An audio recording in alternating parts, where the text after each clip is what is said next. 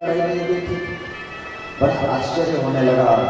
नारद जी विचार करते हैं कि चलो आज शिव और पार्वती के बीच में विवाद कराते हैं। नारद जी आते हैं माता पार्वती के पास और माता पार्वती से कहते हैं कि बताओ, हमने देखा है कि आप आपस में कभी लड़ते नहीं हैं। माता पार्वती कहने लगी, हाँ, हम आपस में कभी नहीं लड़ते, हम बहुत प्रेम करते हैं आपस में। नारद जी विचार करने लगे, अच्छा, आप सबसे ज्यादा प्रेम करते हैं। माता पार्वती कहने लगी, हाँ, मेरे पति मुझसे बहुत प्रेम करते हैं। अच्छा, फिर वो तो आपको हर बात बताते होंगे।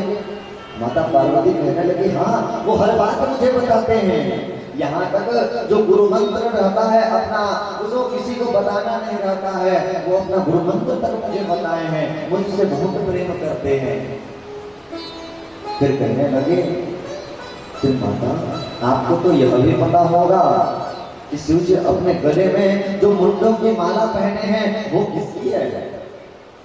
यहीं पे माता पार्वती आश्चर्य होने लगी, ये बात तो आज तक शिव जी ने मुझे बताया ही नहीं कि किसकी गले में मुंडों की माला पहनते हैं। यहीं से विवाद शुरू। माता पार्वती नाराज होकर बैठ जाते हैं। नाराज होकर जब बैठ रही हैं, शिव जी आए, देखे माता पार्वती नाराज होकर बैठे हैं। बड़ा आश्चर्य लगा, कभी जब नाराज नहीं होती, आज क्यों नाराज है? पूछने लगे कि बताओ देवी, क्यों नाराज हैं आप बताओ, क्यों नाराज हैं? आपके नाराजगी के कारण क्या है? माता पार्वती कहने लगे कि आप मुझसे कपट करते हैं, आप मुझसे प्रेम नहीं करते। शिव जी कहने लगे कि नहीं देवी, ऐसे नहीं है, मैं आपसे अत्यधिक प्रेम करता हूँ। ऐसी क्या बात आपको बुरी लग गई? माता पार्वती कहने लगी कि आपने मुझसे कुछ छुपाया है। शिव जी पूछे कि क्या छुपाया है? मैंने तो हर बात तुमसे बताई है।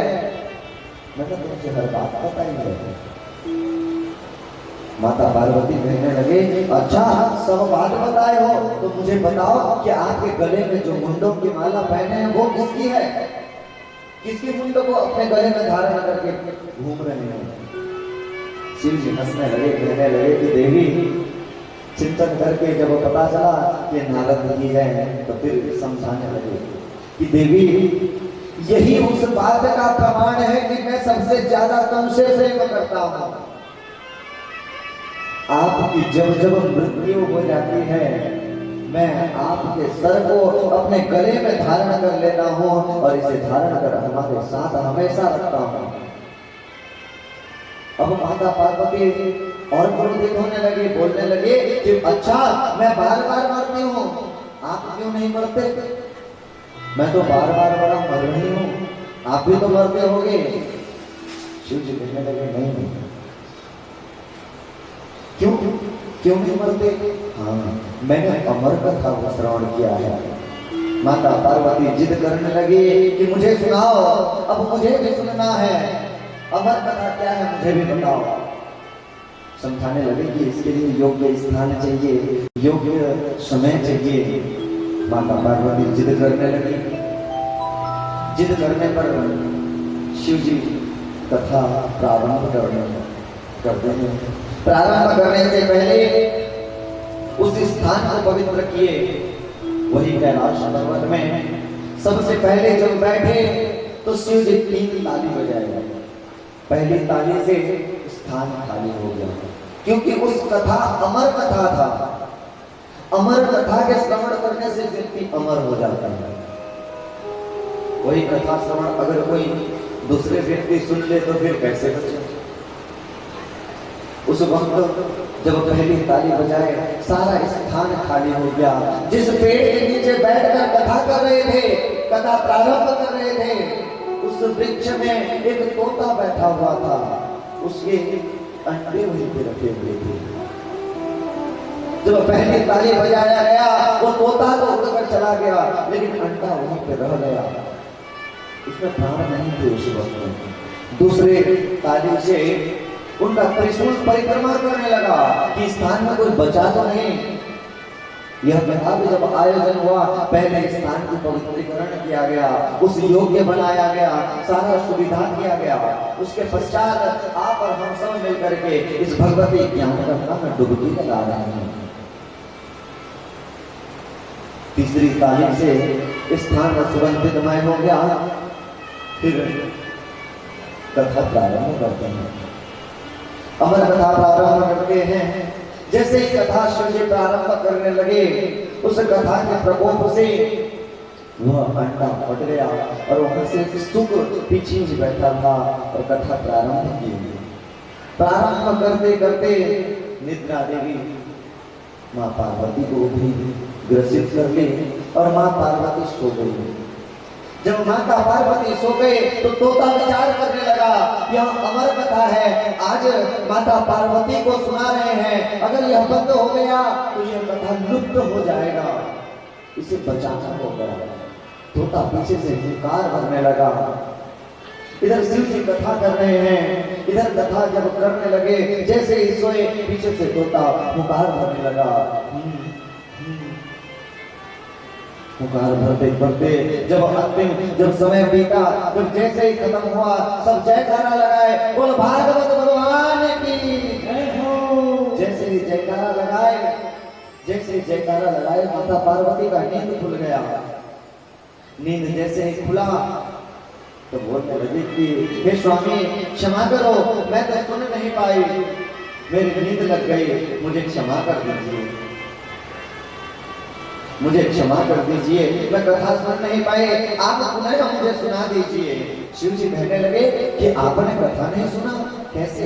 मैंने तो पूरी कथा कही है और मुझे बराबर आपका हुंकार मिल रहा था, फिर कैसे?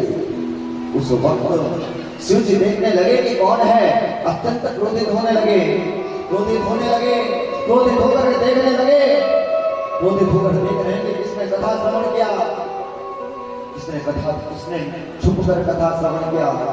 आज गुस्से में आग बबूला होकर ढूंढने लगे कि किसने मेरी कथा को छुप करके श्रवण किया है।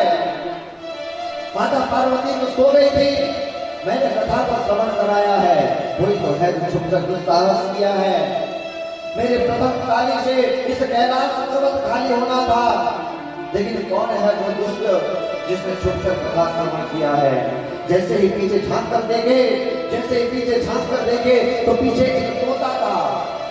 शिव जी अत्यंत क्रोध में आकर के अपना त्रिशूल उठाए और उस सूप को मारने के लिए दौड़े। उस तोता उड़ता हुआ भागने लगा। सूप दौड़ते बद्रीनाथ में व्यास जी की पत्नी प्रातःकालीन समय झाड़ू लगा रहे थे।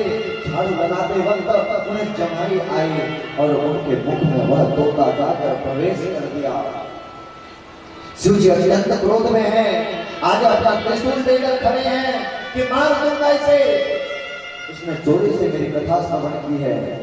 अरे कथा को चोरी करके नहीं, आपको सामने आकर श्रोता बनकर सुनिए, निश्चित मिलेगा, छिपकर नहीं सुनना चाहिए। शिव जी क्रोधित होकर त्रिशूल लेकर खड़े हैं कि मार दूंगा इसे।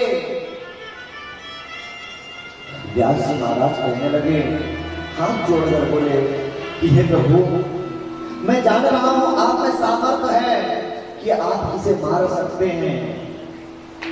यह अमर कथा सुनने के बाद भी आप में सामर्थ्यता है कि आप मार सकते हैं, लेकिन आप इसके लिए ना सही, आप अमर कथा की महिमा को रखने के लिए इसे छोड़ दीजिए।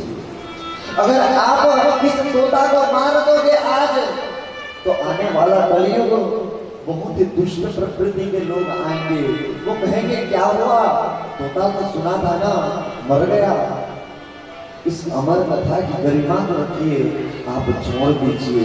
लेकिन वो तो योगी हट में बैठे हैं कि मार दूंगा, आज मैं छोड़ूंगा नहीं, इसने चोरी से श्रवण की है। इधर व्यास जी महाराज निवेदन किए, शिव जी को मनाकर वापस किए। इधर सुख अंदर से भयभीत हो रहा है कि मैं निकलूंगा, मुझे शिव जी मार देंगे। 12 वर्ष तक पिंगल के गर्भ में श्री सुखदेव जी महाराज सुख तोता जाकर रहे। वो निकल इसीलिए नहीं रहे थे कि निकलूंगा तो मर जाऊंगा और मैं मर गया तो यह कथा लुप्त हो जाएगा। इस कथा को बरकरार रखना है, इस कथा को बचाकर रखना है। जब अंत में बताया गया कि अब शिव जी मान चुके हैं, आप आइए। सुखदेव जी महाराज 12 वर्ष तक घर में रहकर जन्म दिए। बोलिए सुखदेव जी महाराज की।